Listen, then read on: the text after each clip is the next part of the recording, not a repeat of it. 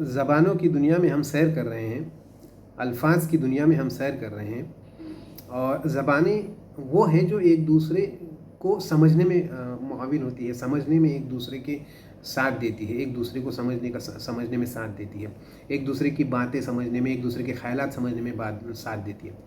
अच्छा, इन अलग अलग छोटी छोटी बातों में हम अभी जो ज़िक्र कर रहे हैं वो ज़िक्र कर रहे हैं कि एक लफ्ज़ होता है, और हम जिन ज़बानों को इस्तेमाल करते हैं और जिस ज़बान में हम गुफ्तगू करते हैं उस ज़बान में एक लफ्ज़ होता है, वो लफ्ज़ हम अलग अलग मानी में इस्तेमाल करते हैं उसको।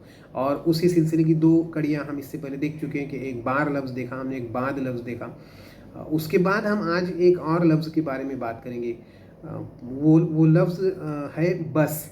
चूँकि ये लफ्ज़ ऐसा है जिसको हम इस्तेमाल करते हैं, रोज़मर्रा की ज़िंदगी में इस्तेमाल करते हैं, रोज़मर्रा की गुफ्तगू में इस्तेमाल करते हैं। आप गांव में हैं, आप शहर में हैं, आप खेत खलियान में हैं, आप कंपनी में हैं, आप घर में हैं, आप बाहर हैं, आप बाज़ार में हैं, आप इबादत गाहों में हैं, आप कहीं भी हैं, सफ़र में हैं, आप कहीं बैठे हुए हैं, आप ये लफ्ज़ जो है ना, आप कहीं ना कहीं किसी न किसी तरह इस्तेमाल करते हैं। हिंदुस्तान में, पाकिस्तान में, या उर्दू या इस तरह की ज़बानें बोलने वाले लोग इस लफ्ज़ को इस्तेमाल करते हैं। इत्तफ़ाक़न अंग्रेज़ी बोलने वाले भी इस लफ्ज़ को इस्तेमाल करते हैं। अभी मैं आज ज़िक्र करता हूँ उसका।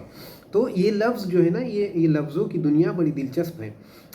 मैं अर्ज़ कर रहा हूँ, एक लफ्ज़ है जो हम अक्सर इस्तेमाल करते हैं, और वो लफ्ज़ जब हम इस्तेमाल करते हैं, हमारे रोज़मर्रा ज़िंदगी में इस्तेमाल करते हैं, और हर वक्त उसकी मानी, जब हम उसको जिस पर्सपेक्टिव में, जिस पस मंज़र में बयान करते हैं, उसकी मानी उस वक्त अलग होती है, वो किसी और ज़बान का लफ्ज़ होता है। और जब किसी और पर्सपेक्टिव में, किसी और मानी में उसको इस्तेमाल करते हैं, तो वो किसी और ज़बान का लफ्ज़ होता है। लफ्ज़ वही है, उसका तलफ़्फ़ुज़ वही है, उसका प्रोनाउंसिएशन वही है, उसको लिखा से उसी तरह जाता है, उसको पढ़ा उसी तरह जाता है, लेकिन जब हम उसका इस्तेमाल करते हैं, जिस तरह इस्तेमाल करेंगे, वो उस इस्तेमाल के ताल्लुक़ से वो लफ्ज़ अलग अलग ज़बानों का हो जाता है। जैसे मैंने ज़िक्र किया, लफ्ज़ है बस, बेसिन अगर उर्दू में कहेंगे तो बेसिन बस एक लफ्ज़ है। ये लफ्ज़ अगर हम कहेंगे कि काफ़ी, काफ़ी मतलब इनफ, जैसे कहेंगे ना बस हुआ, बस है ना, ये कोई गुफ्तगू कर रहा है तो कहेंगे बस हुआ, है ना, कोई लिख रहा है तो कहेंगे ये बस हुआ, चल इतना इतना काफ़ी है। कोई दौड़ रहा है तो कहेंगे बस इतना इतना दौड़ना काफ़ी होगा, बस इतने रन हुए, बस हुए। तो ये बस मतलब काफ़ी, इनफ एक लफ्ज़ हुआ। ये लफ्ज़ फ़ारसी ज़बान का है। ये जब हम इस मानी में इस्तेमाल करते हैं, बस इनफ के माने में, तो ये फ़ारसी ज़बान का लफ्ज़ है। फिर हम इस्तेमाल करते हैं बस को कि कहते हैं ना कि ये हमारे बस में नहीं है ना, तुम ये काम कर पाओगे नहीं, ये इसके बस की बात नहीं है। तो ये बस जब हम इस्तेमाल करते हैं तो ये लफ्ज़ हिंदी का होता है, मतलब इसके कंट्रोल की बात नहीं, इसके पावर की बात नहीं, इसके काबू की बात नहीं है। तो काबू, पावर, कंट्रोल, ज़ोर, ये सारे मानी इस लफ्ज़ में आ जाते हैं तब जब ये हिंदी ज़बान का लफ्ज़ होता है। इसके बस की बात नहीं, या इसके बस में है, ये मेरे बस में है, मैं इसको कर पाऊँगा, है ना, मेरी इस्तिताअत में है, मेरे बस में है, मैं इसको कर पाऊँगा, मेरी कंट्रोल में इसको कर पाऊँगा। तो ये बस जब हम इस्तेमाल करते हैं तो ये लफ्ज़ हिंदी ज़बान का हो जाता है। अच्छा, फिर हम सफ़र करते हैं, गांव में रहते, शहर में रहते, कहीं भी रहते, तो सफ़र के लिए हमारे पास सहूलत होती है सवारी की। सवारी कौन कौन सी अलग अलग सवारियां हैं, कार है, बाइक है, जीप है, ट्रक है, टेम्पो है, साइकिल है, बसेस हैं। तो ये बस मैंने इस्तेमाल किया, बस।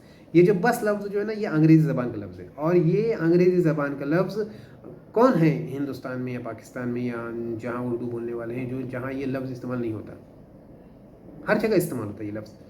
तो बस PUS, बस, तो ये अंग्रेज़ी ज़बान का लफ्ज़ है जिसमें सवारियाँ भर के जाती हैं। बस प्राइवेट भी होती है, बस सरकारी भी होती है। सरकारी बसों में किराया कम रहता है, प्राइवेट बसों में किराया ज़्यादा होता है। तो बस एक लफ्ज़ है। अच्छा, अंग्रेज़ी ही पर रुकते हैं तो बस में अगर ये BUS एक बस हुआ जिसकी सवारी मानी होती है, एक और बस है उसमें जो BUSS हो जाता है, डबल S अगर इस्तेमाल करेंगे तो ये बस जो है ना, उसकी मानी होती है बोसा, किस। अच्छा, फिर उसके बाद हम आते हैं इसी लफ्ज़ पर रहते हुए हम आगे बढ़ते हैं। मराठी ज़बान में ये लफ्ज़ का कैसे इस्तेमाल होता है, कब इस्तेमाल होता है, तो एक तो ये बस मतलब फ़ारसी के तौर पर भी इसका इस्तेमाल होता है। कहते हैं कि बस कर चल आता आता जास्त बोलू नका, बस कर। तो ये बस जब इस्तेमाल करते हैं तो फारसी के माने में इस्तेमाल करते हैं, और एक मराठी में इस्तेमाल करते हैं। असल मराठी का लफ्ज़ ये बन जाता है उस वक्त जब इसको फ़ेल अम्र के माने में इस्तेमाल होते हैं। बैठ के से फ़ेल अम्र के माने में इस्तेमाल करते हैं। जब अपने से किसी छोटे को कहते हैं कि बस मतलब आप बैठो, बैठ, ऐसा बस मतलब बैठ, फ़ेल अम्र के माने में होता है। उसको हुक्म देते हैं उसको कि बैठ नीचे, तो बस वहाँ लफ्ज़ इस्तेमाल करते हैं। और ये लफ्ज़ जो है ना बस, ये बैठ फ़ेल का वो मराठी रूप है। तो ये बस, तो इस तरह हमने देखा एक लफ्ज़ है बस, अलग अलग तरह से हम इस्तेमाल करते हैं, अलग अलग मानी के साथ इस्तेमाल करते हैं, अलग अलग मानी के साथ उसको अलग अलग ज़बान के वो लफ्ज़ बन जाता है। वो हमको मालूम नहीं था, उम्मीद है कि आज मालूम पड़ गया होगा आपको, आज मालूम हो गया होगा आपको। एक बार एक और ये इस लफ्ज़ का इस्तेमाल होता है, कहते हैं ना कि मैं वहाँ जाके बस गया, बम्बे जाके बस गया, या मैं दिल्ली जाके बस गया। तो ये बस, ये भी फ़ारसी ज़बान का लफ्ज़ है। तो ये इस तरह ये क़याम करना, मतलब कहीं जाके क़याम करना। तो बस जाना, क़याम करना, उसको काफ़ी है, काफ़ी या काबू या कंट्रोल या सवारी या बैठ, ये इस तरह इसकी अलग अलग मानी है, और ये अलग अलग मानी अलग अलग ज़बानों से ताल्लुक़ रखती है। तो उम्मीद है कि ये सिलसिला आपको पसंद आ रहा होगा, और हम इस सिलसिले को मज़ीद आगे बढ़ाते हैं। बहुत बहुत शुक्रिया।